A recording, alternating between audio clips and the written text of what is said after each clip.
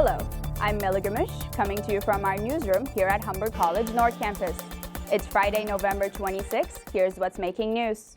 Prime Minister Justin Trudeau is on his way to BC as a series of storms are expected to bring even more rain in the coming days. 7 areas of British Columbia are under a rainfall warning. Fraser Valley could see 80 millimeters of rain, while the outer coast of Vancouver Island will get more than 100 millimeters of rain and strong winds. During an emergency debate this week, Trudeau pointed out that more investment in climate change mitigation is needed. If the last year has shown us anything, it's the impacts of climate change are here sooner than expected, and they're devastating. Earlier this week, more than 200 Canadian Armed Forces soldiers flew to BC to help hard-hit areas recover from weather disaster. Federal help also arrived with Ottawa, approving a $4.1 million emergency financial assistance to create extra capacity to Vancouver Fraser Port Authority. And on the other side of the country, Atlantic Canada is also experiencing a severe rainfall. Some towns were cut off from the rest of Newfoundland in both directions, and many roads were washed out, including 2 parts of the Trans-Canada Highway.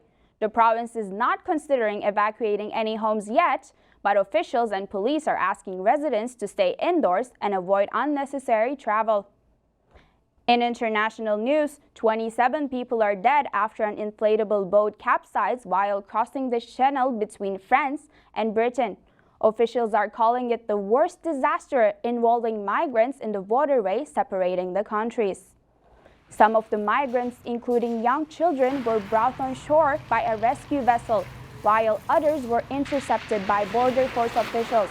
A fisherman called the rescue services after seeing an empty dinghy and people floating motionless nearby. I also want to say that this disaster underscores how dangerous it is to cross the channel in this way. And it also shows how vital it is that we now step up our efforts to break the business model of the gangsters who are sending people to sea in this way. Many people have asked the UK to create safe routes for migrants to reach Britain territory. French and British officials are working to block them from making the journey.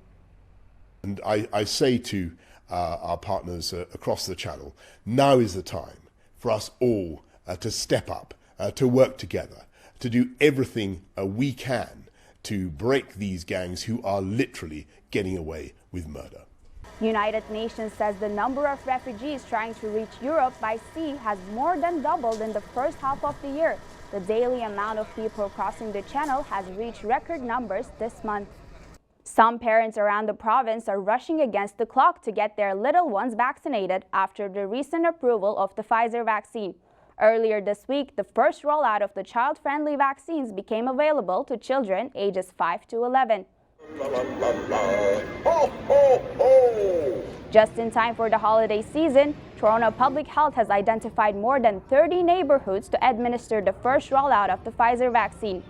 This pop-up walk-in clinic is located at Woodbine Mall. Over 31,000 appointments have already been made across Ontario by parents and caregivers for their children to be immunized. The Federal Green Party has selected a 30-year-old astrophysicist, Amita Kuttner, to lead the party until an election next year. Kuttner is the youngest, as well as the first trans and the first person of East Asian descent to lead a federal party. Kuttner says they are honored to have been selected during this time of transition and renewal. Kuttner runs the Moonlight Institute, a nonprofit organization that explores ways to adapt to the climate crisis. A donation to Humber is creating a lot of new entrepreneurship opportunities for the students and alumni. If you're planning to start your own business, Humber has your back. Recently, the Bank of Montreal donated $750,000 to Humber College to support future entrepreneurs. The college says this donation will give students and alumni the confidence to take some risks. The impact, it will really support the future discoveries, the student innovation, and probably most importantly, breaking down the barriers and encouraging experimentation with the students. BMO has a focus on diversity and entrepreneurship, which connects with Humber's values. So the gift will strengthen and enhance the programs and help them grow. The bank will also be supporting Humber's BMO Launch Me competition, where students pitch business ideas and receive helpful resources to support their startup businesses. We have $135,000 available in prizes to give away this year, which is super exciting, but also the different streams. So we have a women in entrepreneurship stream, we have an innovator stream, and we have an alumni stream. So each of those different streams has the appropriate prizes attached to it. So it gives extra opportunities and extra support to those entrepreneurs in each of those streams. Humber is recognizing the donation by naming the event space at the Center for Entrepreneurship at the Lakeshore campus the BMO Innovation Commons. Turning to sports now, Humber reporter Manan Najaban has this week's roundup. Manan? Thanks, Melly. The winning streak continues for Humber men's soccer as they are crowned the CCAA champions after a successful tournament in Calgary. Humber's 1-0 victory over Douglas makes it the most awarded college in Ontario with 8 CCAA championship titles. The victory also makes Humber's varsity the most awarded in the nation with 54 CCAA national titles.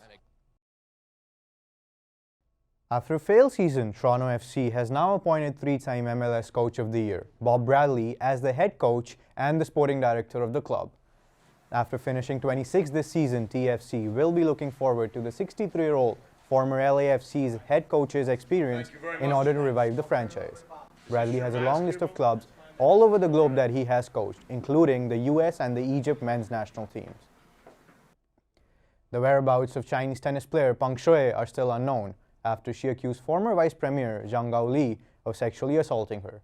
No concrete proof has been provided by the Chinese government over the safety of the international tennis star, who has not been seen publicly in more than a week.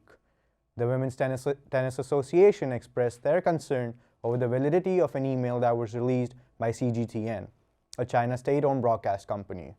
The United Nations is now putting pressure on the Chinese government, asking for proof of her whereabouts and her well-being. They have also requested an investigation into her allegations of sexual assault. That is it for sports. Here is Julia Alevato with the 3-day weather forecast. Julia? Thanks, Manan. It's cloudier here in Toronto today. There's a 40% chance of flurries, and the temperature will be steady near zero throughout the day.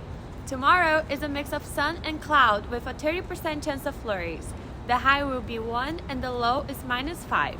Sunday, there will be periods of snow with a high of 1 and a low of -4. Back to you, Melly. Thanks, Julia. And finally, more than 3 years after the tragic Toronto van attack, the D'Amico family is throwing their second annual fundraising event to remember the loss of a family member. The Anne-Marie D'Amico Foundation started to continue her legacy, keep her spirit alive, and help others. So every year, on December 3rd, Anne-Marie's birthday, the foundation throws a fundraising event, a night of live entertainment called the Turtle Project. Turtle was my sister's nickname. My grandfather gave her the nickname when she was a kid. She was maybe 5 or 6. She was just taking too long to eat dinner. So I called her Tartaruga, which means turtle in Italian. The first Turtle Project was sold out with 1,000 seats in 2019. This year, the lineup for the night is even busier. Tara Sloan is the host. Some of the performers include Ralph, Crash Adams, North Fire Circus, and Frank Spadone.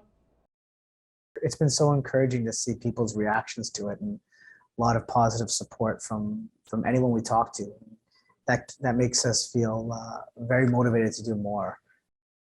The Turtle Project contributes to the goal of the D'Amico family to raise $1 million for the North York Women's Shelter. That's all for today. I'm Melly Gamush. Humber News is written and produced by students in the journalism program. For more coverage, visit our website, humbernews.ca, and follow us on Twitter at HumberJRNL. We'll see you again next time.